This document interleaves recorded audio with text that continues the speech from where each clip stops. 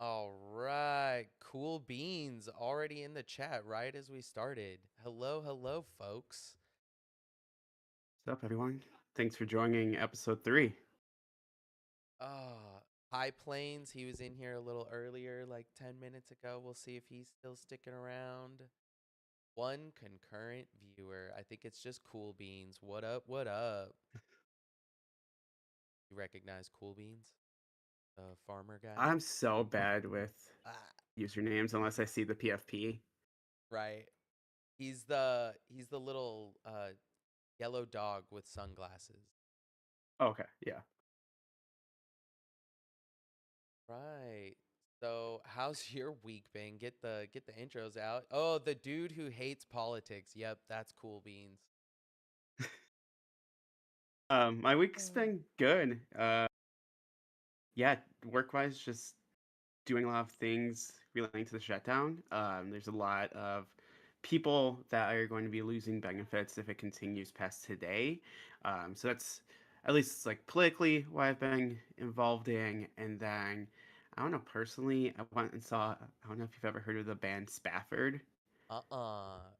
No, it's like this jam band that I love. I'm not sure exactly where they are. They're pretty small overall, but they played two sets, so kind of like what the Grateful Dead would do. Right. But the first song that they played was 40 minutes long. Like they played different songs in between, but like it was just continuous playing for the Yeah. entire 40 minutes. So it was pretty good. Oh my If gosh. you have ever, if they're ever in town, go check out Spafford if you like jam Sp band music. Yeah. Spafford. That's a don't know what I'm gonna get with that. Yeah. So it How was about like you? a What have you 40. been up to? Oh man. Crazy week of just working and, IRL dealing with home stuff. I've been pretty offline, but I managed to go on stream 2 days ago, I think it was. Man, I was pulling some epic cards and ripping and shipping them to the Empire. I'm also we've got a cast out team. So Scum is going to be playing cast out this year. So I was coordinating a lot of that with people. Anything IRL. Let me think of non-digital stuff. I'm sounding eternally online. Uh, Gosh, just watching a lot of the shutdown stuff and Are you realizing gonna go how out much for Halloween or anything? uh, we were we were gonna go to the Texas Renaissance Festival, but I think we're bailing.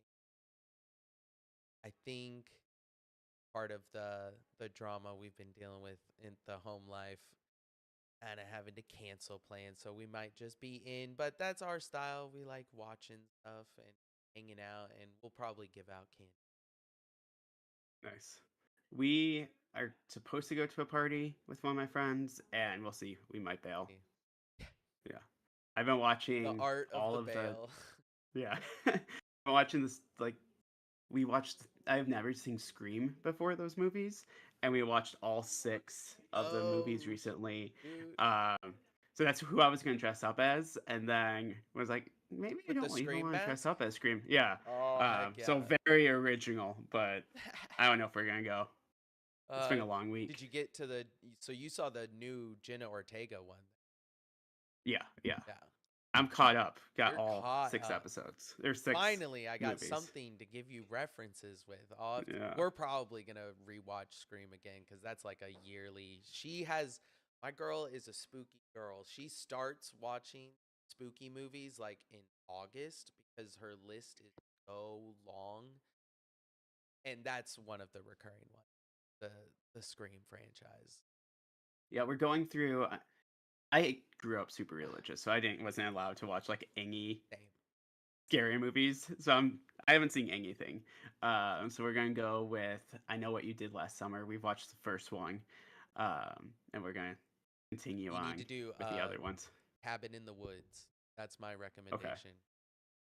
That one's kind of meta. It's kind of a little campy, tropey, but it's very Evil Dead if you've ever watched that.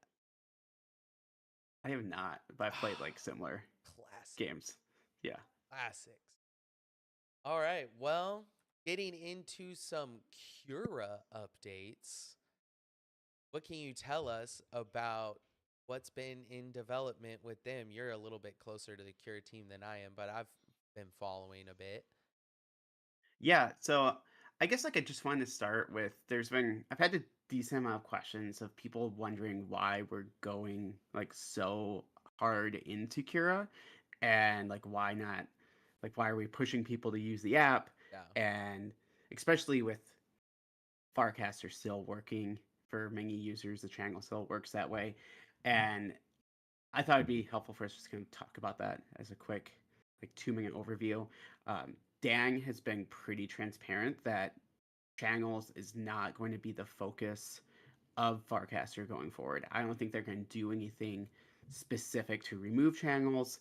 Right. But how I kind of envision channels on Farcaster is that they are going to turn and kind of be used similar to what hashtags are going to be used. That if you are talking about politics, you might want to tag, like cast into the politics channel. It's completely open now, but we're not going to be able to do as much moderating in that kind of channel on Farcaster as much as we have been doing before, especially with us going to this new open model.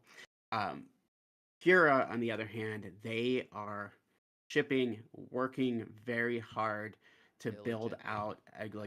good Cura or good channel experience. I know you're part of the group chat. We have conversations with them on the daily of Yeah. how can we improve the experience, not just for people in the politics channel, but all the channels overall. So we are going pretty hard on that. You don't have to switch Yeah. over to Cura. We're not forcing anyone to do that, but Yep. for us to onboard more users, we're going to be doing that via Cura. Right. And how I think about it, I'm not that much of a Reddit user, so I'm trying to like get into kind of the habit of using Cura because I have always been an X or Twitter user. Um, but Cura, in my opinion, is more kind of like the Reddit version. It's going to uplift top trending casts. It's going to kind of be that place where you're going to get all the information delivered to you in a nice way. We're also made the announcement last week, but we are allowing top casters every single week to start curating posts as well. So it's kind of taking the steps that I think we need to really kind of have this community channel that's led by the community that's getting funded by Buster, Yeah. and kind of we're kind of moving away from just having kind of that hashtag Right. politics. Right. Um, but they've been shipping tons of things. So they just released beta version of so you should be able to join. I think they just opened that up to some beta users. If Mm-hmm. you want to get added to that, they just shipped that. They also just shipped the ability to use mini apps within Mm-hmm. Cura. So they're really making those moves that we are just trying to fully align with. Yeah. Would love your thoughts on Cura. Well, I think what the benefit of building on top of an open and decentralized protocol such as Farcaster is we don't have to completely pivot like is traditional in Web 2. Farcaster is still usable. The channel is still scrollable. It's just going to be a different experience. And the Farcaster team might circle back around to the active channels and figure out how to make them a better experience. But I think they're more leaning into letting teams like Cura do that. And they might glean from that knowledge and wisdom from their success later down the line in a couple years, months. I think Farcaster's really focusing and leaning in the wallet direction. They're looking for a lot of signals about buying. That's not really what politics is about. We have token incentives, but we like it being more in the background layer where it's complementing and incentivizing in a very utilitarian way of driving the conversation more in the directions we're wanting. But that's the benefit that politics can enjoy is we can work with teams like Cura. we can now onboard in a totally different manner than what it was like just showing someone the Farcaster app, getting them to follow the politics channel, and kind of being a rough user experience who is not crypto native. Now with Cura, we feel because of that white glove team approach and that connection with their team, politics has a lot more room to have a conversation, get the get the utility and the additional features we feel politics needs. I've had some ideas. I think no matter what, being a top channel like politics is, a lot of crypto native farcasters love yapping about politics and they find it naturally. More bottom of the funnel, as we draw people in and as they're casting and interacting with more of the members and they're seeing their cast, they're seeing, oh, it's casted from Cura. What is this Cura? What is it like when you scroll hot, top, new, curated? Like, this is a much more customized experience, but it's also simplified for someone that JavaBoo or I are onboarding IRL on the ground who know nothing about crypto, getting them to download Cura and just having access to the politics feed is much better. And I've talked to a lot of crypto leftists as well, where they are wanting to onboard into Farcaster, but it's just kind of difficult to explain away all the crypto native features. So I love the direction of leaning into those more grassroots teams and helping them grow. That's what I think politics is all about. And we can, who knows in the future, once we get our local politics down, I can imagine where with Cura, we're able to subdivide politics into your local states, your local counties, and we can really get people connected digitally in the IRL, getting them more involved in how politics is really done, which is the relationships, the it's really how do you work with people you disagree with? How do you have conversations with those people you want to bring to your side? That's the politics I'm interested in, not the virtue signaling, ivory tower, jargon filled, oh, I'm so woke and so smart. How do you convince people? How do you work with people? What are the things actually happening in your locality that is affecting people? You need to know these things. It's just not all about books. It's not all about tweets. Yeah. Yeah, and I think just kind of going back to Kira, if you like Warpcast, keep using Warpcast. And I'm really excited that Dang is going to Yeah. be, or Farcaster, not Warpcast. I'm excited that You're Dang is going to showing be your FID number. uh, starting to onboard more people because you come for the wallet, you stay for the community. People are Yeah. going to want to start having those relationships and kind of getting more followers. And I think we're going to see a lot of people kind of start getting onboarded to passing the channels to try to get people to see them.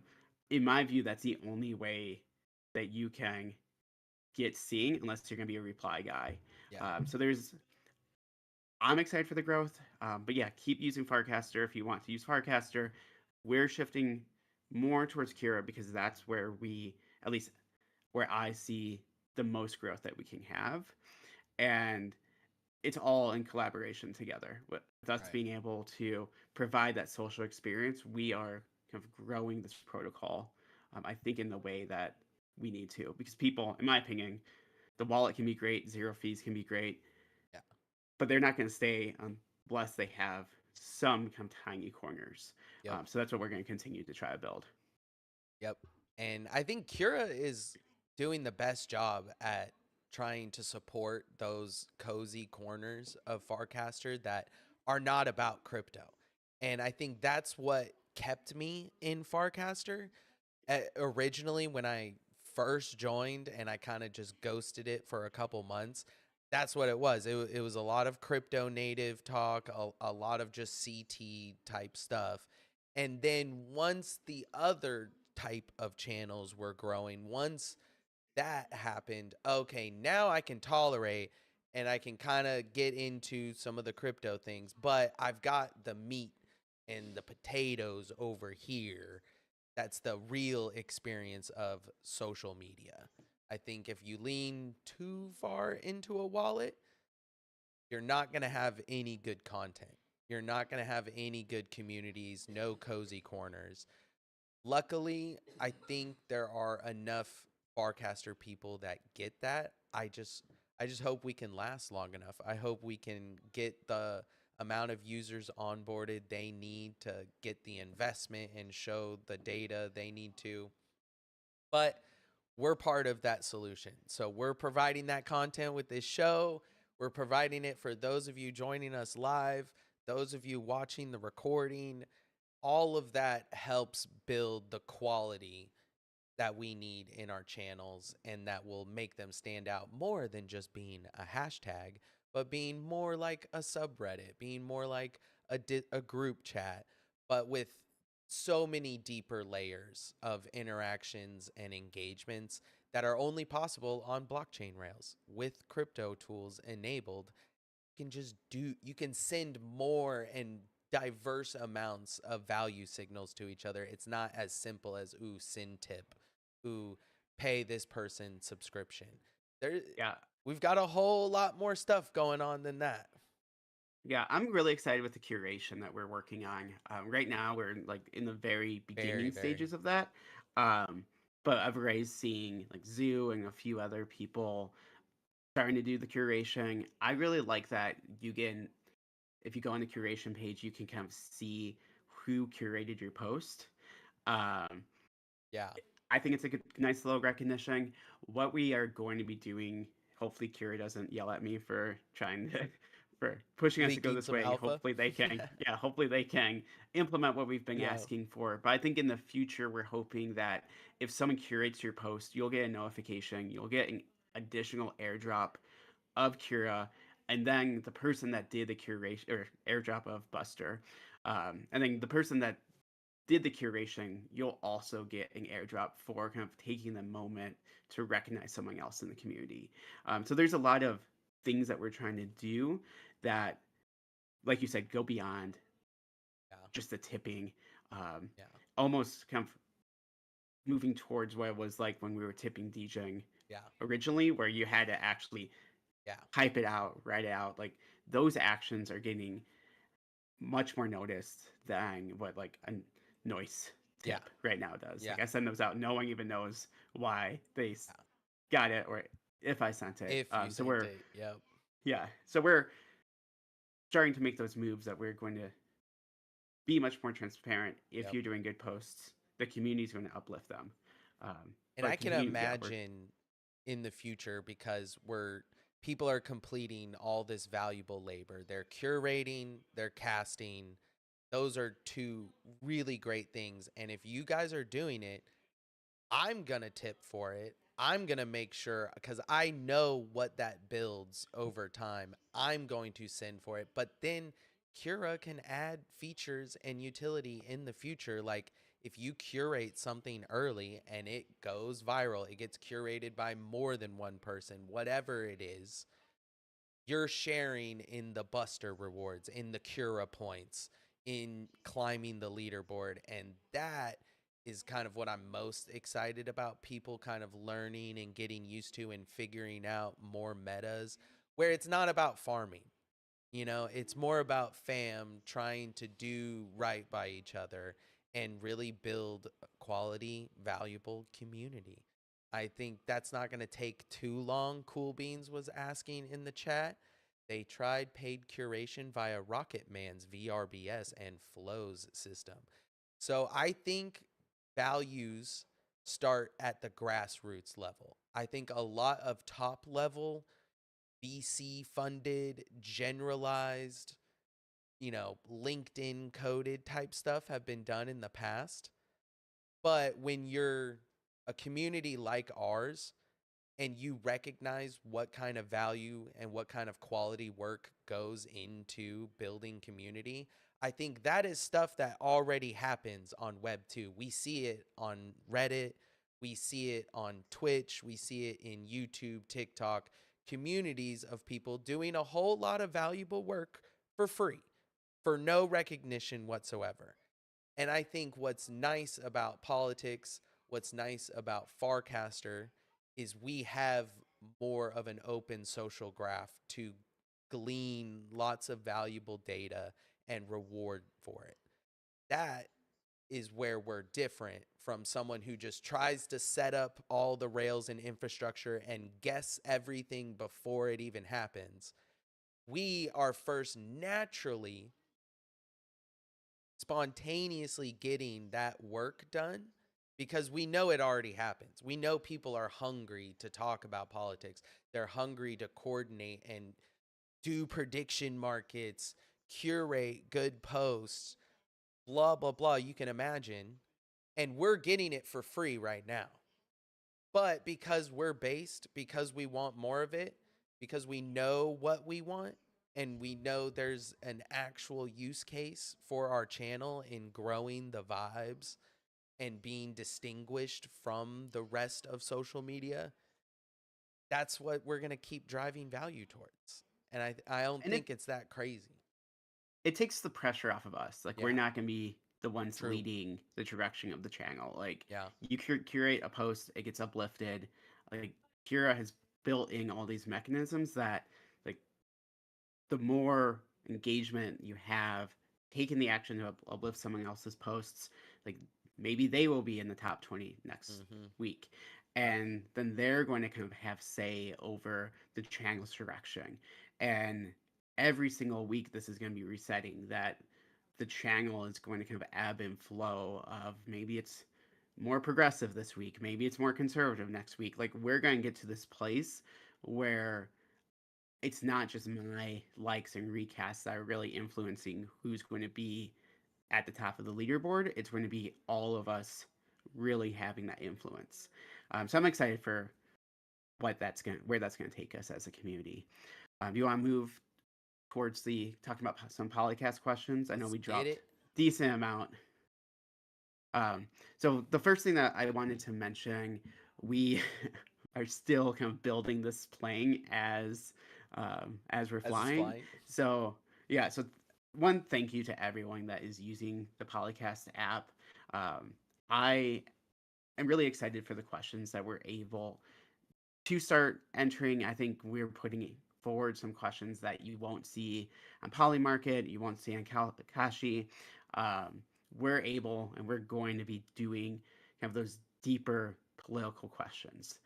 But that does not mean that we're not going to be having some Mm-hmm. errors throughout the way. So we did have a question that was resolved incorrectly last week. It was about the recent, it was a you're trying to predict flight delays. Mm. We resolved that incorrectly. If you bet the correct answer, please let us know. Reply to that chat. We will refund you your original bet. So don't feel like you're going to lose out on that. That's just a human error on our part. And then for this question that you have up, what will the Federal Reserve do with the federal funds rate? When we first set this up, we set it up as one of the first questions with version 2. And for some reason, we didn't click the ability to resolve this question early. So it cannot be resolved for another like 6 days. If you bet on this, we don't want you to have some buster sitting in this question and you not being able to remove it or you not being able to get those funds back. You can sell your answer for that and get your funds right now. But if you want to hold that until the end of the 6 days, we'll be sending out those wingings. But we also want to reimburse you beforehand as well. So let us know if you bet on that question. We'll give you some busters so you can continue playing with Polycast. Perfect. And then maybe not all the questions, but can you remember some standout ones that okay, maybe are ending or I can filter by Yeah, that ending. we can talk about the first one. The first question, go back to the nearest Mhm. first. Mhm. Wayseeker, I think, was the person who actually asked for this question. So if there's a question that you would like to see in Yeah, Polycast, like we're more than willing to put it in as a potential question for you to bet on, especially if it's relating to politics in general. Um, I think this is a question, like a interesting question of will Donald Trump questioning the legitimacy of the general election that's coming up, that's a good one. especially kind of as it's related to California or New York. Not financial advice, but what's your thoughts? Oof. I mean, given his past behavior, why wouldn't you expect future consistency on this? I mean, dude is riding hard for Cuomo right now, and he loves election denying. I can't see him really. And then it sets up because he's all, or Project 2025 is setting up. They've got in their books talking about poll watchers.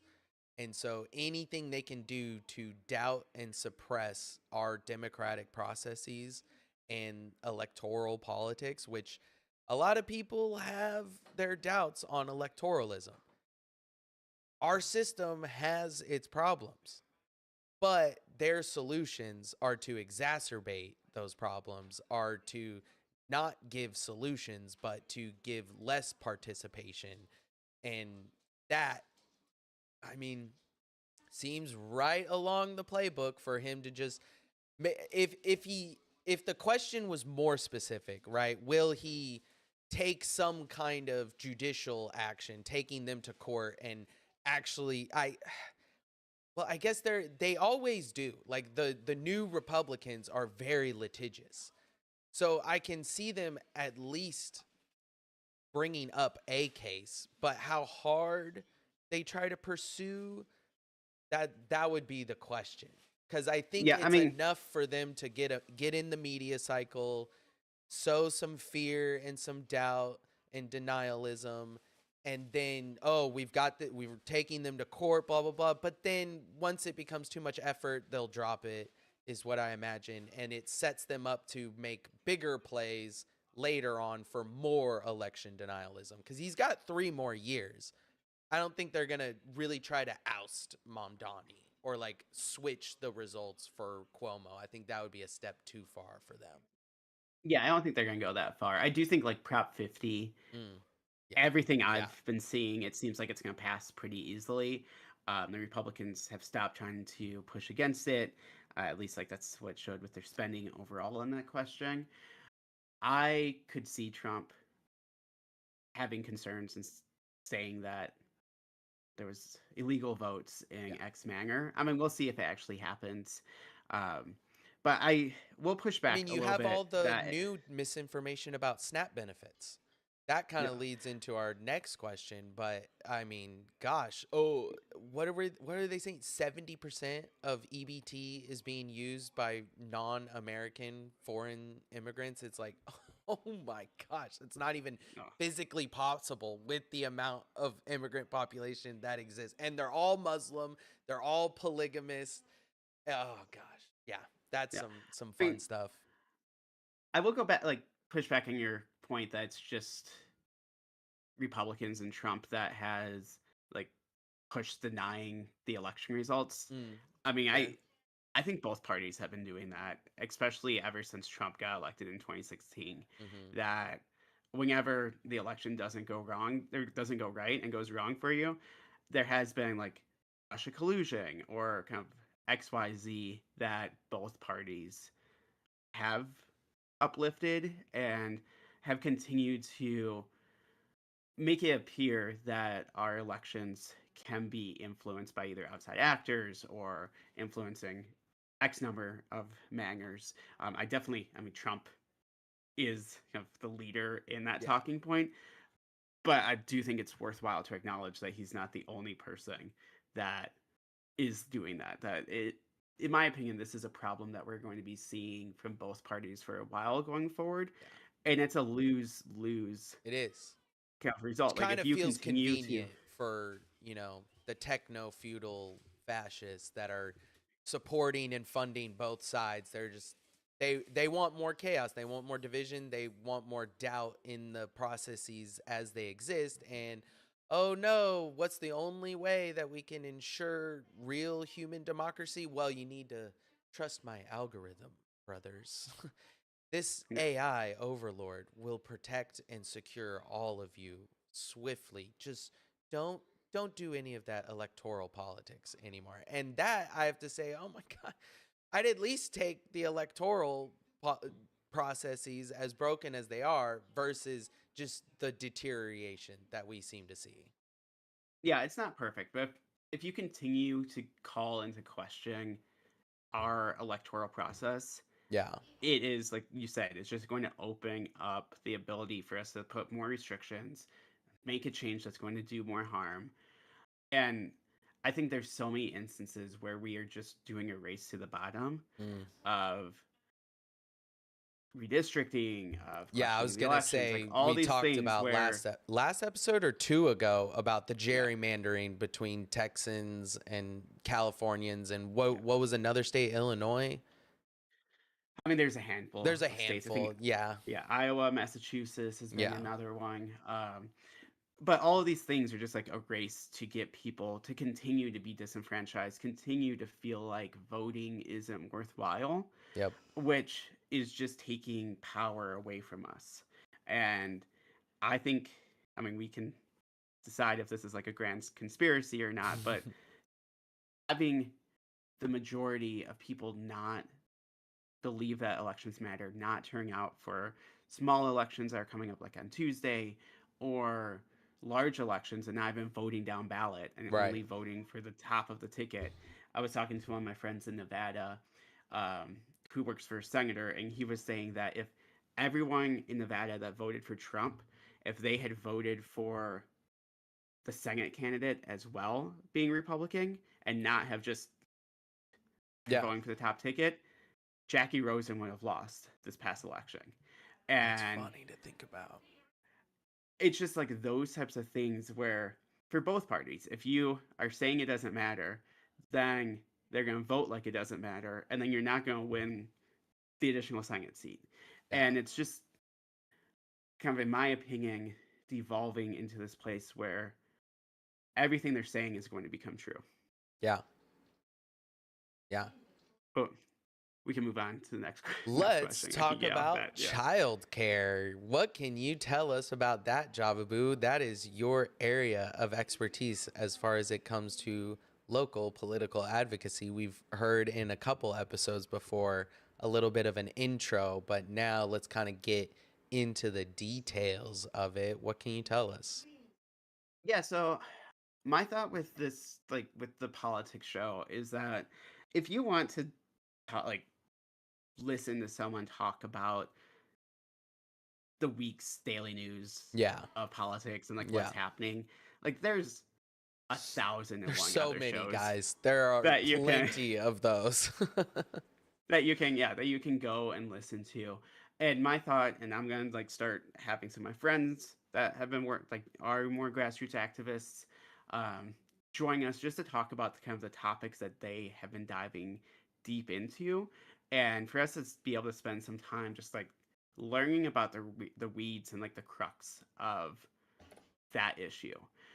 So I have been spending the past like 10 years focused on childcare, and I feel sometimes I feel like that's a lame statement to be like I just focus like I've been doing a lot of work on like this one core issue. But in my opinion, it's like one of the main social justice issues that no one has figured out Mm, yet.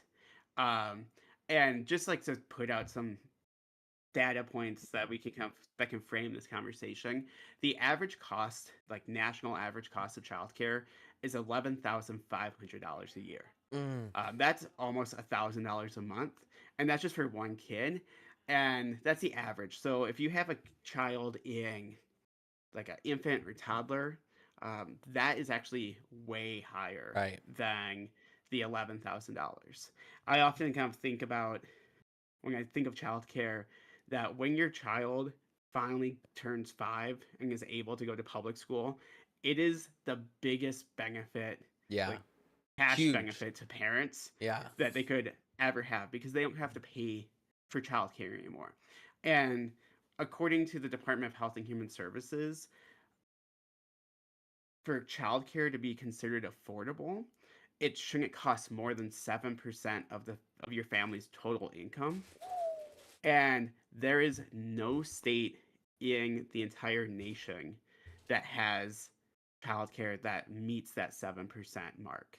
Mm. So we are completely failing kind of every lever in being able to provide affordable childcare.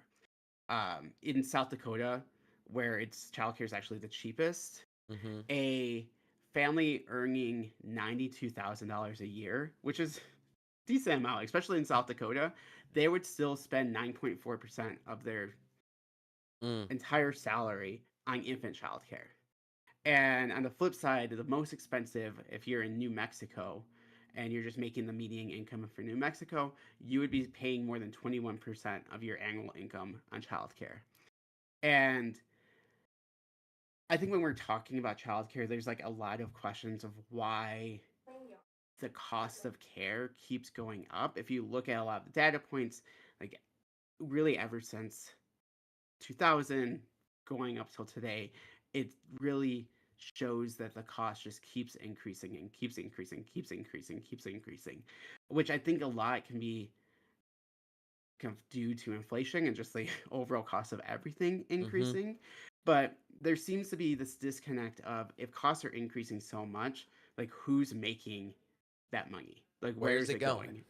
Yeah, especially with parents paying $11,000. Like that is a Mm. ton of money. That's almost a car payment. I mean, that's more than a car payment. Yeah. For some families I talk to, if they have an infant and a child, they're paying more for their children to get childcare than they're paying for their house mortgage or for their rent. Mm. And so many families are making this decision of do we continue to pay for childcare? Does the family, does one of the parents decide to stay home? And that, in my opinion, is like a direct workforce consideration. Mm-hmm. Childcare has a lot of components that kind of influence different sectors. So if you are a parent and you don't have stable childcare, you're not going to be able to work. The No. workforce participation level is going to go down. So that's a big issue. Also, if you look at brain development of a Mm. child, brain development is at its peak between the ages of 0 to 3. Mm. So if you have a child that is in an unsafe situation, if they don't have high quality childcare, Yeah. we are stunting the development of our kids, which is going to cost way more down the line. There's a lot of questions on whether or not, Kind like, of like what we that can do. emergency care conversation Yeah, we were having last week. What are you wanting to pay the bill of? When these kids can't competently enter society and the workforce and take care of themselves, and then they become a huge issue on many different sectors. You don't just think about the prison industry, but there's also the housing industrial complex. There's all the health problems and addictions I'm sure they suffer with, all the crimes they do commit, because out of desperation, what are you going to do when you don't know what else there is, when you haven't received that proper education, or you haven't received that proper care and consideration early on in life to trust society and want to produce and contribute well to it. You can either pay it yeah, at the front end or deal with it on the back. yeah. I mean, that is the answer to so many of our questions. It's like, Yeah. do we want to pay now or do we want to pay later? Um, and I think there's a lot of questions of like, how do we solve this childcare question? Um, That a brings up a lot of if you, question from that I was thinking of as you were talking. What country would you point to as your ideal solution for America to look at and go, this is, if we can get closer to what is here, that would just benefit us in so many ways. I mean, there's a lot of European countries Mm-hmm. that fully fund childcare. Like they Are you for real? consider it part of their K through 12 system overall, and is fully funded. It's completely free. I think that is like Yeah. the ideal situation that we want to get to. Um, but we do have a lot of programs right now that are quote unquote working. Like we Mm-hmm. have a the child care development block grant, which does child care subsidies. Kind of you can think of them as child care vouchers, like school vouchers. A parent, if they meet an income threshold, if they are working, so it has that work requirement that everyone, not everyone, but lots of Republicans and conservatives like to Yeah. see, that's already built in. If they meet those two requirements, then they get a voucher and they can send their child to any participating Right. childcare provider that they want to. So they could send their child to a very Christian school if they wanted to. Right. They could send their child to a more kind of liberal school or like an outdoor childcare center. Like Yeah. really whatever they choose, it puts the kind of direction and choice in the parents' voice, Now, which in my opinion is working pretty well. But we are only serving, I think the last data point I saw was we're serving 8% of the eligible population. mm-hmm. And this is only a low Oof. income benefit anyway. So Damn. we aren't fully funding it. And then if you are outside of that income eligibility, like myself, if I had a child, Mm-hmm. I won't meet that income eligibility. There is no way in hell I would find $1,000 in my Yeah. budget to pay for infant childcare. So it's not serving enough people Mm-hmm. generally. And you will hear a lot of kind of pushback of, well, maybe we should change ratios. Maybe one provider can watch 6 infant children, or one provider can watch 15 toddlers, or Yeah. kind of all these numbers are discussed. And it's not based on reality. Like Yeah. the fact is that one person, I've never cared for baby. But I could not imagine caring for more than 3 babies at a time. If there's Holy. a fire happening, if Yeah. doing diaper changes, like all of this is a safety issue. But if you have one person caring for 3 babies, the parents paying $30,000 or $10,000 each a year for that, that's only 30 grand Mm. going towards that Mm. one provider. And so what you're seeing is the providers aren't making enough, the parents are paying too much, and there's this huge disconnect in the system that there needs to be another person to pay for it. And Yeah. either that is Yeah. businesses, maybe that is the federal government fully funding childcare subsidy childcare subsidy program, but there's this full on problem that myself and hundreds of other advocates are trying to figure out of how do we solve childcare because it is a necessary good. Yep. When COVID shut down, guess who was still open? Childcare providers, because people had to work and Mm-hmm. it was a necessary service that people needed to have. And we are still failing to take the moves to actually fix the problem. Yeah, because I would say our American way of solving the problem with subsidies, grants, I think it creates this perverse adversarial relationship where the childcare people are still going to be inflating their costs more and more over time. And that makes the onus on all of the parents to politically char- get their representatives to fund them with more subsidies. And as we've already discussed, there's only 8% of people getting this. So the costs just keep rising versus I think doing more of a European model where it's just 0 to 12th grade. You've got the benefit of a public schooling, public care system. They will advocate for themselves to get their own dang funding.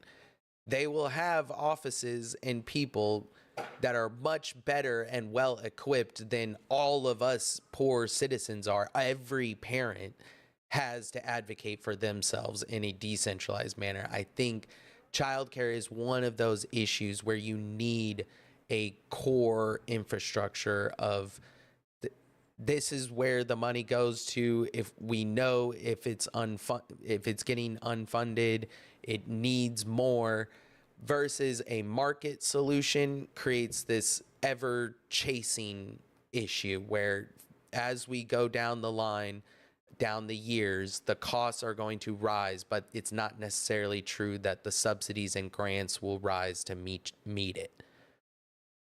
Yeah, I mean, I think the biggest issue is that we need to recognize that this is a social problem Yeah. and be willing to fully fund it. Like if we Yeah. go the European model where we are kind of instead of K through 12, it's 0 to 12, and we're fully funding that as an option, that would be a great step. If we want to give more, like go towards a more parental choice, the kind of market option, and do subsidies, yeah, just like you mentioned, there's lots of issues that come up with that, but at least that is a solution that would help reduce the cost for parents. I think a lot of the things that I hear about are like, well, if the mom just stayed home and watched those kids, and I fully get that, like you want to go back to 1950, and Yeah. yeah, If only. some moms would want to do that, like that could be what they desire to do, but we are living in 2025. Yeah. Women enjoy working and they need to work to help pay their family bills. Like it's not a reality that you can just Yeah. expect one parent to stay home. You also can't expect one a single parent household. What's that person supposed to do? They can't stay Hmm. home. So I get that there's like a lot of desires for us to have this different society that we're living in, but it's not reflective of today's society. Yeah. And I also hear a lot of pushback of people saying, well, just don't have kids. And yeah, that's great. But of the No, same that's side a of your mouth, that dangerous person, solution down the yeah, line. but that same person is saying, oh, well, I'm really concerned that we're not having enough babies in America. And you can't Yeah. have both. You Yeah. can't not provide the social safety net for parents and then say, well, why aren't you having kids? And Hmm. then also, when you're saying you should choose, like, if you didn't want kids, if you can't afford kids, you shouldn't have them. You can't be removing their ability to choose on whether or not they're going to have kids. Yeah. So I have been really infatuated with that kind of the childcare topic because, in my opinion, it hits all of those issues of like the Right. economic issue of the job, like being able to work in the workforce, the child development issue, and there's not a clear answer Mm. to me outside of we need additional funding to support parents and being able to afford this. Right. So that is my soapbox on childcare. But Love yeah, it. would love. I don't know if people are in the chat or if you have any All questions Ollie about was it. in there. Cool beans. We've got some chatters. We've got some people around, and then we've also got the recording. I've been getting casts all week about people enjoying the live streams after the fact. So, I think we've got our little audience, and I think now they've got a good example on what local politics means to you. And maybe if we could end on before we go on to the top cast related to all those topics you just touched on, how does it touch your locality? How has any kind of bills coming out that are upcoming that you're advocating for, how can we get more local with it? Yeah, I mean, I think the biggest thing there, I don't know what bills are being introduced. I know Senator Warren and at the federal level, Bernie Sanders has a few bills that are pretty good. I think Josh Hawley is also put forward some childcare related legislation. I don't know if you need to have an answer to childcare. Mm, Uh, I think oftentimes people who want to get involved in politics feel like they need to be the experts and feel mm, like they when they reach out to their city council member or reach out to their state legislator or Right. reach out to the congress member that they feel like they can't just say something sucks and I want you to do Right. something about it. They feel like they need to be like, They have to have this is this what's happening. cogent, huge Yeah, and essay ready to present with all the data and statistics. And the reality is, someone just calling in and saying this shit sucks is part of building that data and those statistics. Like it is worth something. And for the people, the representatives that care, they do take that under consideration. And they are, I assume, very used to dealing with regular people having normal conversations and discussions about these things. It almost reminds me of how sane Marjorie Taylor Greene has been sounding lately, and how it's like, wow, I think you've been talking to your locals lately. Like, you sound like you've been having a lot of real conversations now, and you've got your talking points that don't come from your publicist. It's more from your people. And that's kind of something we can illustrate with as how we need to be engaging. It's not you need to be the expert, you need to be the 100% involved all the time advocate. What you can give is what politics wants to get from you. yeah, and I think like just going to that point, process of how this would happen is like you call your legislator, you say childcare sucks, I want you to fix it. And you get your friends and we all call and say like this thing sucks, I want you to fix it. And once we hit this like apex number Right. of enough people called and said this thing sucks, Yep. then that lawmaker starts saying like, "Oh, I should start caring about childcare. Who are the Mm. people who are experts on childcare?" Yeah. And then they call the experts and they're like, "This is something that all of my constituents are telling me I need to work on. What are your recommendations to work on it?" Depending on who they call, their solution might be a good solution or a bad solution, but that is where the solution starts happening. But a lawmaker will not look for a solution until enough people Yeah. have complained to him or Yeah. her. So I think like kind of demystifying that Yeah. is critical of I mean, I think like the best thing you can do if you have any issue in the world, call your lawmaker and just like bitch to them about it. And Yeah. just let them know like anything because they oversee every single thing. Like if your stoplight is too long outside of your house, call them and be like, "I want this to be fixed." Like it doesn't matter what it is. They work for you and we put them off the hook so Yeah. much that they don't actually do their job because we don't even Yeah. tell them what the job is. Like I don't know, there's so many instances that like if you want a crosswalk added to your street, call them and just say, I want this to happen. Or if you can't afford groceries, call them and be like, I'm really upset because I couldn't afford groceries because SNAP payments didn't go out. I Yeah. went to my food bank. They said that they weren't getting enough donations. What are you Mm. going to do about it? Mm. So, like, I think that is the call that people should have is like, whatever your issue is, like if you take one thing away from today's call, is like bitch to your legislators, Bitch bitch to at like him. whoever it is, and you're not probably going to talk to the actual person, but you'll talk to their staffer. Be nice, like don't Yeah. like scream at them Yeah. because if you are an asshole, they're going to not Yeah. actually take your note. They're not going to But take you seriously. Yeah. if you communicate why this is an issue, and if you are able to like share your story on it of like Yep. I couldn't afford childcare. I can't afford rent because childcare is too high. I'm potentially going to have to quit my job. I work But two jobs. I'm yeah, about to lose one of them, but I need three of them. All those stories are so core to making things happen for real.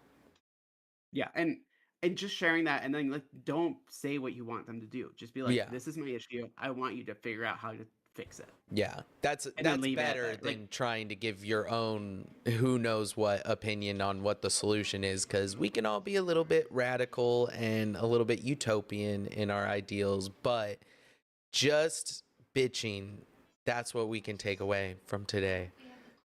Let's get yeah, into some top cast in Cura. Let's see what the first one is. This comes from Jawa. Ooh, okay. Here's a partial list of state run programs that will be affected by the removal of the federal funded ACA subsidies. A lot of people are about to learn their healthcare dollars come from the Affordable Care Act. Ooh, is this just almost all it's the just so yeah, states? it's like It's all of the all of them. states. Yeah. I just like Oh, this cast because it points to like you might hate a lot of these programs. You might hate Obamacare. That's great. But like all like this shift that we've had in how the Affordable Care Act has infiltrated and completely been incorporated into our healthcare system yeah. should be noted. Like every single state has incorporated how the Affordable Care Act into their healthcare system. If Mm, you don't like it, that's great. But like Marjorie Taylor Greene said, like if the Republicans yeah. need to put forward a plan, you can't just not like something and let it disappear because the other party put it forward. Um, I hope that they get a resolution pretty quickly. A lot of families are going to be Yeah. hurting. A lot of individuals on lower income, even moderate income, are going to be hurting if we don't continue these ACA subsidies. Well said. Next one comes from Ryan MF Mason. Ryan F. Mason, sorry. From Trump's perspective, these firings should absolutely be seen as partisan. The existence of these departments and individual hiring choices were already extremely partisan. Anybody who's worked in DC knows this for a fact. The question is not about being partisan, it's if Trump can effectively turn over all these institutions before a Democrat comes back into power and imprisons him and anybody who worked for him. Ooh, lots to be said about that one. He is operating under a lot of assumptions, and I think one of them is that he will still be in power past 28. I don't know if that's a good bet, and maybe we should do a really long polycast prediction on that. Do we have a 2028 Trump question? No, we don't. That would be That's crazy. yes, it's too far. I hope Trump doesn't run in 2028. That would be going to cause so many existential You heard issues. him saying, Uh, "Oh, I could do it as a VP." He's like, "Nah, that's too cute. Nah, my supporters wouldn't like that. Too cute." yeah. Yeah, I mean, so I uplifted this post. It was a response to my original post that was just kind of doing an overview of the rifts that it's a reduction in force something acronym. Essentially, just the firings that they have done to take advantage of the government shutdown. Mm-hmm. I noted that this was pretty partisan because it came from uh, ranking member Rosa DeLauro, who is a Democrat. It just reads very partisan to me. Like you can tell that a Democrat wrote this Mm-hmm. in the most kind of powerful, like trying to like Yeah. make it seem as bad as humanly possible. Right. So that was my kind of note of why it's very partisan. But I think it's interesting kind of overall to talk about these departments and whether or not there should be layoffs. And I Mm-hmm. think that is something that is in Project 2025, like a big shift in kind of they This want to get particularly, rid the of. government shutdown and firing people by defunding the program, defunding their positions basically, and not going through the normal processy of doing it. They're doing it during a shutdown. Yeah, I mean, even outside the shutdown, they've been doing it. That's true too. And it's Yeah. So I think when there was debate of whether or not the Dems should do the shutdown, there was lots of fears that this would Right. happen. And then the pushback to those fears was, it's already happening. Why are we scared of something continuing to happen and Yeah. potentially worse? Um, but I guess my thought is I totally understand why there's so much pushback on the bureaucracy that is in our government. And I'm not supportive of the way that they are completely just firing these individuals without just cause or even kind of rationale of why they're Right. doing it. And if you looked at like how Doge was firing people, it was people that were potentially getting promotions for doing good work, but because they're on like a moment of review, they got let go. But that being said, like I do personally agree with some of Ryan's points of like there needs to be a thought that goes into the bureaucracy that we've created. And I think the thing that I think about is teachers Mm-hmm. and the burnout that we're seeing with teachers and the inability of teachers being able to teach.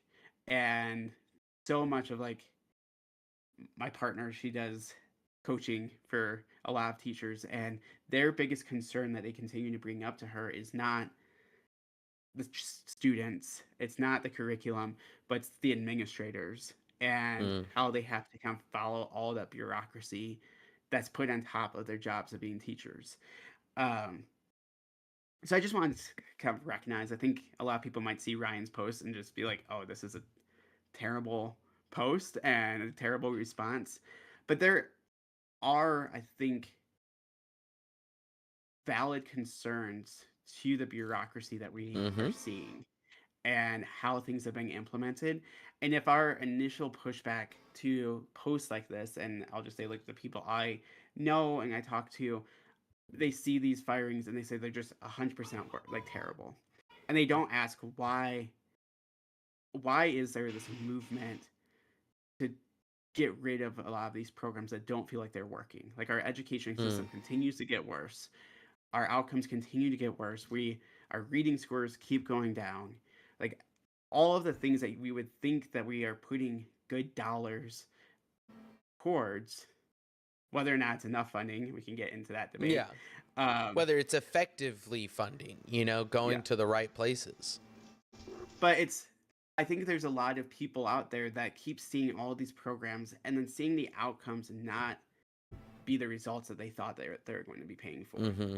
Um, I mean, we just talked about that with like childcare. We can say childcare subsidy working, everything's going well, but then it's 8% of the population's getting it, so it's not actually working for the majority of people. Yeah. Um, but just yeah, thought it was an interesting response. Yeah. I wasn't saying it needed to be.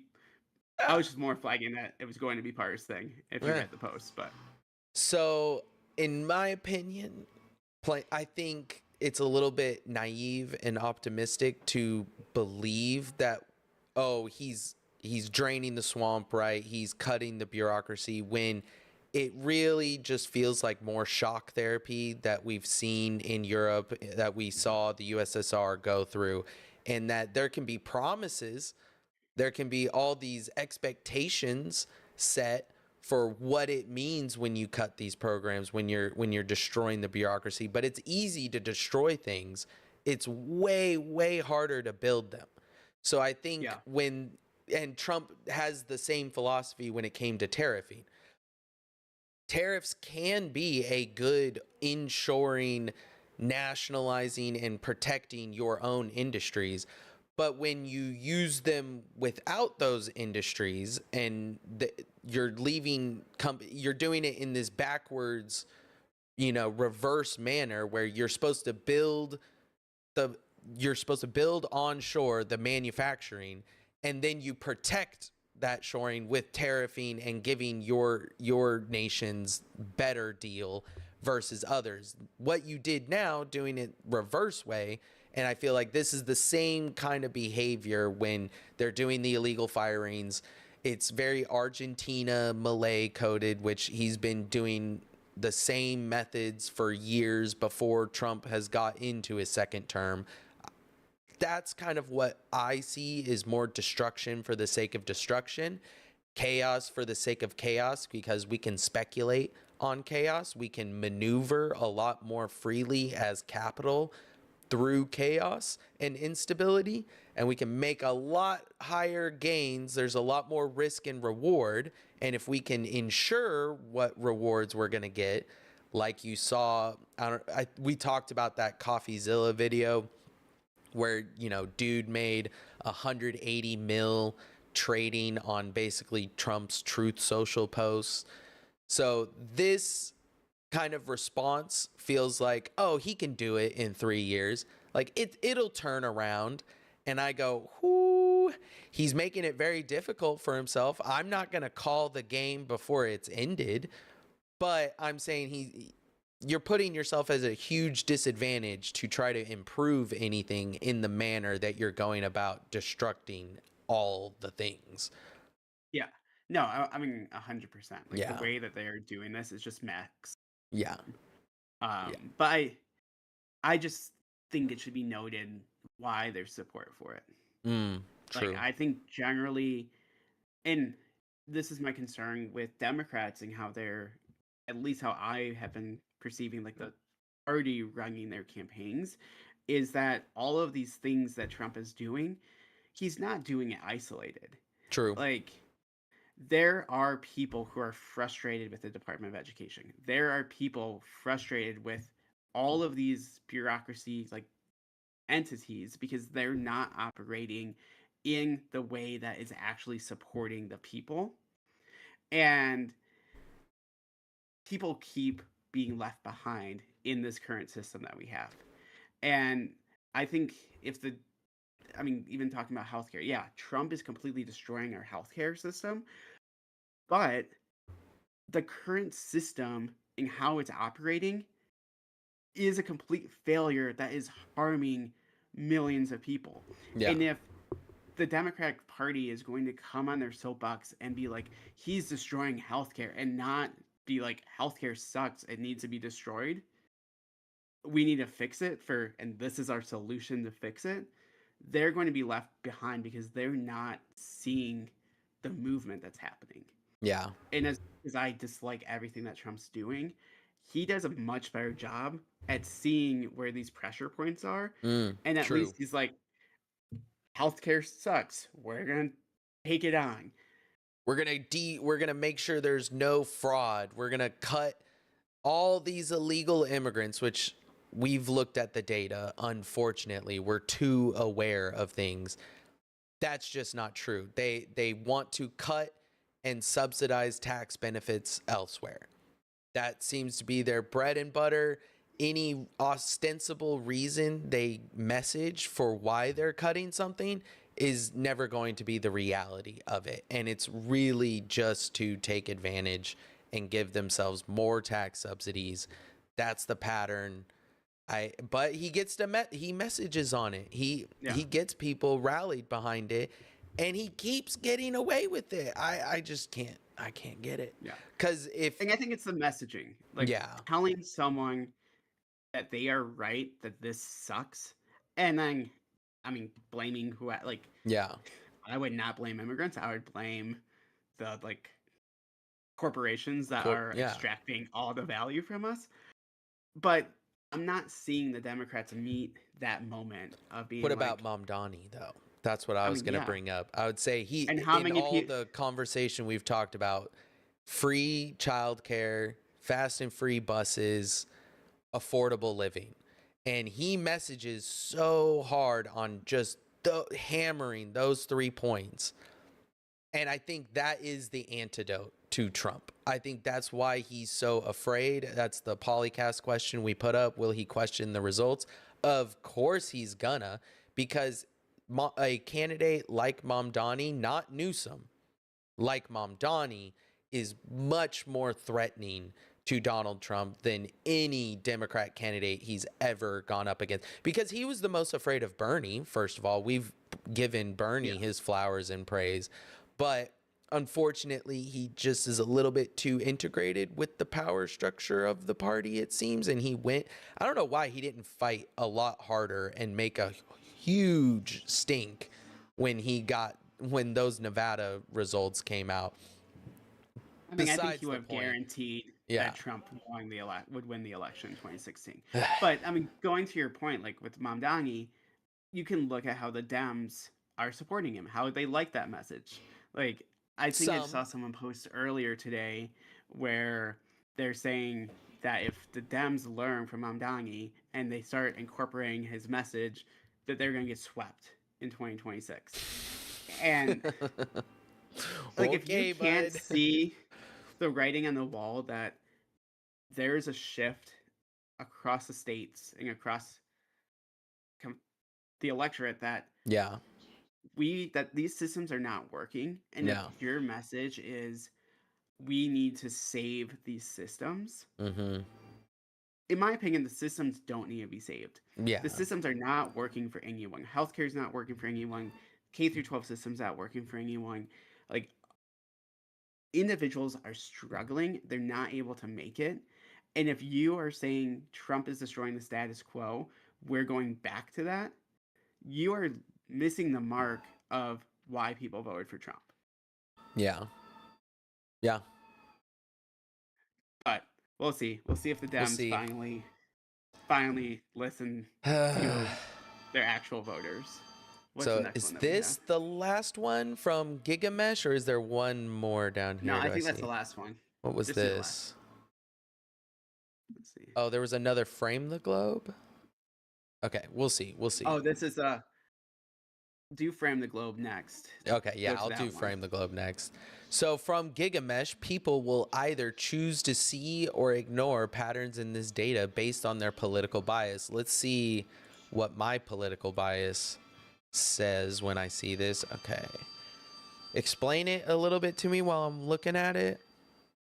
Yeah, so this is just a chart of the federal government shutdowns that we've had since Carter in Okay. 1980, the makeup of who was in power, and then how long it lasted. Okay, I like how symmetrical, almost symmetrical this pattern is, where it goes full circle from a full Democrat house to a full Republican now. Yeah, and yeah, I guess it gets more, it's been more red since Obama era. Yeah, that sounds about right. I mean, I didn't look at this as and like I don't know exactly what his point was with the like depending on what your political bias is. Um, but if I was investing in shutdowns, like this is a good chart. Yeah. Like it looks like we're I'm bullish on yeah. shutdowns. That's for damn sure. Look at these graphs. Oh Yeah, that's man. like we're establishing new highs, lower low or higher lows. Like it is Yeah. a Yeah. bullish Higher chart. lows, higher highs. Yeah. I thought it was really interesting just kind of thinking that as like a crypto trading That's individual. hilarious. Uh, Guys, but if you just like see any shutdown questions in prediction markets in Polycast, buy. yeah, it just seems like kind of I mean, you look at who's in power, it doesn't really seem like there's a differential if it was a Democrat as the president or if a Republican is in president. Like it just feels like this is kind of going to be the new norm of we're going to Yeah. continue to have these shutdowns as this mechanism as That long as seems we to be still the have the trend. filibuster. More than it says anything about either party, I'm with you. We are on a bullish trend line for one. You can see the years closing in on each other too, where 2013, 2018, 2019 still okay. So I guess there's still about the same spread. It's closing in, but they're longer shutdowns as well because I wonder where the money goes on the back end. Like, what is the economic benefit? I guess you can short the market because all the federal employees are not being paid, right? So that is a dependable value signal that you can speculate off of, right? Who who's benefiting the most from employees not being paid? Because usually in my mind, I'm thinking capitalists want to make profit. they want consumers consuming and spending all they can. And so that's why I would think you wouldn't want longer government shutdowns. But if that's what we're trending towards, maybe why? I mean, I don't necessarily think it's an economic benefit. Like, I don't think Mm, anyone wins economically from a shutdown. I think it's more a flag towards how we're moving towards being more and more partisan. mm, That, like, all of these instances that are happening, like, if you think of Obama, it was the Tea Party, like, standing up against Obama. Like, yeah. they're not going to work with the other party. And Never. now, the shutdown that we currently have, and, like, I thought we should go in the shutdown. I thought the Dems should try to prove that they have some type of say in our Yeah. government. But the Don't give big up your push, one semblance of power, which was yeah, the what, 60 votes majority for the yeah, budget, for the whatever. filibuster. Yeah. Um, but the what it has been happening is this kind of show of like we're fighting against the other party. Like your team Yeah. isn't just getting railroaded. We're Yeah. standing up for you. Here comes the And Reaper. and I think that is what we're seeing as the shift is that I think right now we're not looking for bipartisan Mm, work. Like you're not going to score points if you're a Tea Partyist or a mm-hmm. Republican or a Democrat or whatever your party is. If you're if your news release is like we came together and passed this budget that all of us hate, like no one is going to like that in the end of the No. day. And I think it's just going to continue. Like I could see us having another government shutdown after we get a continuing resolution if it goes until December or Right, because January. they also do those a lot shorter now too, where it's only few months period time because they can't agree on a budget for longer than that, which Yeah, we just keep passing this buck of like we're not working, we're not like and getting rewarded for yeah. that. So I don't know exactly what the political bias is of this trend, other than it seems like this is going to continue to happen. If you just look at this chart, from like, if I wanted to trade it, I would be Yeah. trading for more. Yeah, bullish on shutdowns. Well, it kind of goes back what I said with the what's the reason, what's the incentive? And I feel like it goes back to the VOT firings, like the Project 2025, but it kind of prompts me to think of another thing. When, not if, in my opinion, Dems sweep 2028, let's give that as an example, and they start behaving in the same manners that the Republicans are, not respecting the institutions and the normal way of going about processes, what would I wonder almost what a blue project 2028 would look like, where when they're how do they take advantage of a shutdown and do more funding? You know, like is it going to be a ratchet effect like we've seen decade over decade, where Dems just kind of get things barely back to normal and then Republicans come back in, pull that ratchet all the way down again, and then we barely creak back up? I'm almost with a Mamdani type party. Let's imagine that. I'm curious how much damage they could do in the opposite direction, where okay, now we're giving free childcare 0 to 12th grade now. We're getting it passed because government Republicans didn't want to come to the table and they shut the government down, but we found this loophole way to get it done, whatever. Yeah, I mean, I think it just depends on who is in Yeah. power. Like if we have the populist Dems that I'm hoping we'll see in 2026 and Yeah. 2028, I definitely think that they could be making some like significant Yeah. movement and pushing the boundaries as much as possible, which I think they should. Yeah. But if what we're electing is going back towards the norm, Mm. like that, we're not going to see significant changes. Like if the Yeah. Dems are going to continue to be aligned with corporations, if they're not willing to take these like big moves, and it depends on kind of what the voting makeup is going to be still have to get the majority in your party. But I'm not holding my breath. Yeah. I've seen too many times where the Democrats will want to, once they gain power, they're afraid of losing it, and they're Mm. not They won't going to push like any make. boundaries. They're worried about their donors. They know what popular legislation they could propose. They just don't. That's why I kind of alluded to that ratchet effect is they kind of seem to do a little bit like let's push the boundary just a little. Let's touch it. Let's put our toes in a little, but then we got to step back. Oh, we did our job. Let's kick back for another 3 years. Yeah, And we can't be meanwhile, seen the as too. Republicans are vicious. They're ruthless monsters the way they're trying to get what they want. And I just wish we had a dog that fought like that. Yeah, you can't be seen as too socialist because Uh, what if oh, they like if you can't win the next election? what if? Um, But hopefully, yeah, Mamdani becomes that once he wins November. What's the date? 2nd, 9th, I think it's fourth. 4th.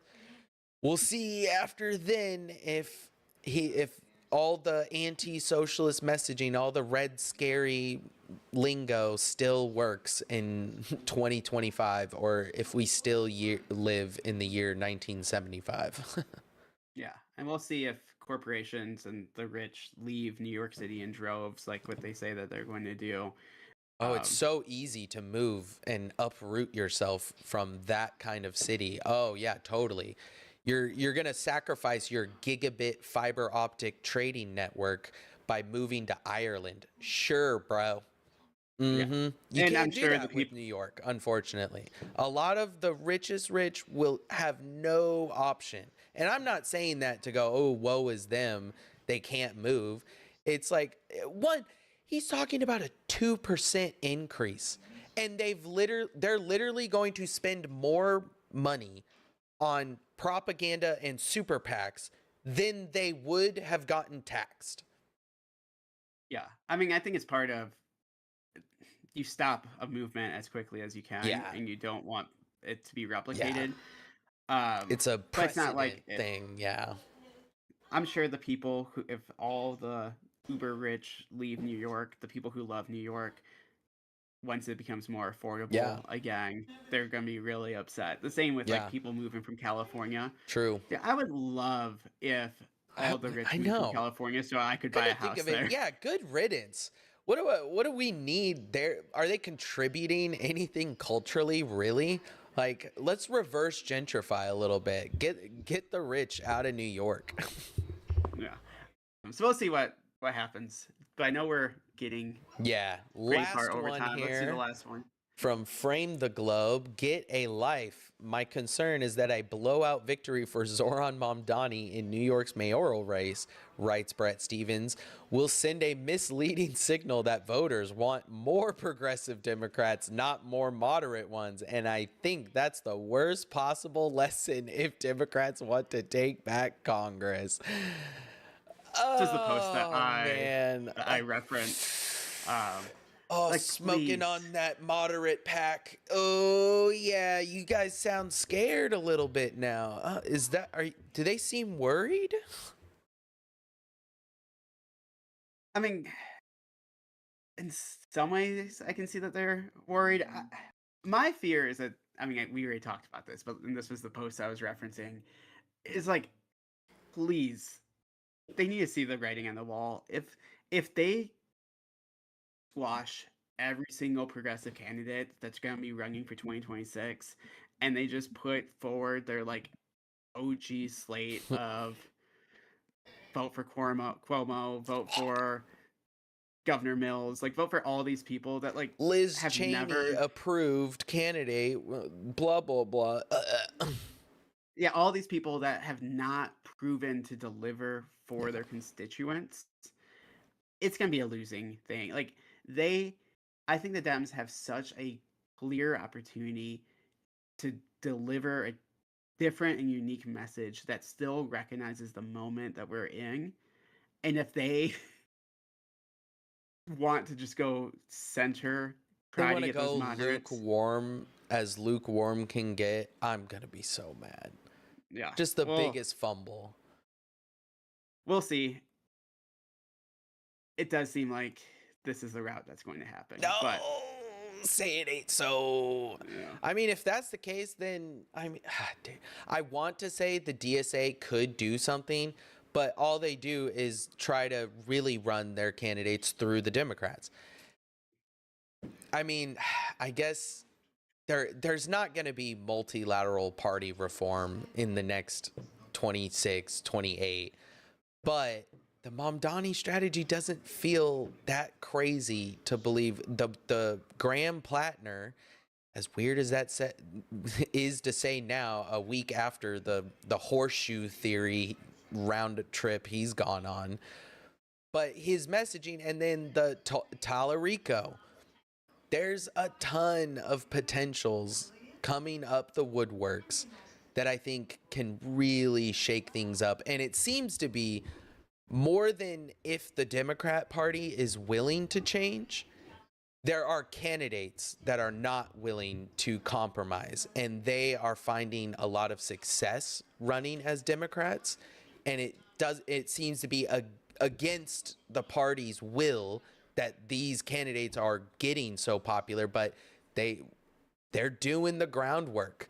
They're messaging the damn thing, and they're finding success. And I think more of that is likely to be possible than the party itself actually changing at the top. I think it'll be more of they just get infested by these more radical, because compared to their centrism, these very moderate positions anywhere else in the world are seen as radical socialist communists in America, when in reality, if you message them in just the right based way, you can moderate your language and not actually come across as a socialist or a communist. This has been proven. All you have to do is focus on affordability, focus on healthcare, focus on childcare, and if you can, some housing sprinkled in there, that would really appease my taste. But besides that, they it keeps working, and I think it'll continue to work. And then if you don't find success, I think that can be attributed more to you're in the minority. All right, you're a radical. The corporations were doing what they're always doing, but reelect me, I will continue to fight and get more people that talk like me elected. And I think that message will work over time. You can attribute the failures to how things have always been failing, and you can keep winning a re-election messaging the same way like Bernie Sanders does, like Mamdani, like Plattner and Talarico. Yeah, I mean, I think you message what is actually impacting the people. Right. And stop selling them Yeah. this whole junk of lies that everything, like, going back to the norm is what people want. Yeah. No. I mean, yeah, it's better than like what Trump is currently Right. doing, but like before Trump, things were terrible. Things Yeah. were unaffordable. After Trump, things are unaffordable. Like, Going people's back lives are isn't going not to getting make better. anything more affordable. It's not even going to make them as affordable as they were when we were originally at that place, you know? Yeah. Just a mess. But Yeah. we're at an hour and a half, and I think that's like the perfect time for us, for like the length of a podcast.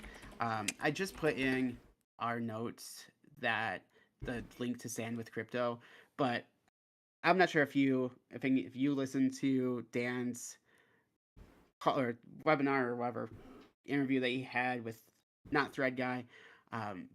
But if we can pass the Clarity Act, it is going to help crypto overall. Take time, join the fight. I don't love that Stand with Crypto. I'll just be transparent. I don't love that Stand with Crypto is so aligned with Coinbase. Like, I would love for something that stands alone a little bit more. But this is like a quick way to just reach out to your representatives. If we're trying to like push our bags, like this, as Dan mentioned, is going to Yeah. help that. Like, reach out. If that's one thing, like if there's two things you want to do this week, one thing, send this easy email. It's not going to take that much time. Second thing, call your city council member, call your state legislator, or call your congress member or senator, and just tell them anything Pitch that's to them. going on with your life. And if you do that, reply, like, let us know how it goes. And I can't give you crypto for that. I can't give you Buster for that because that is illegal. But I'll definitely uplift the good work that you're doing, and let's just continue to pester our elected officials. Pester them. Yeah.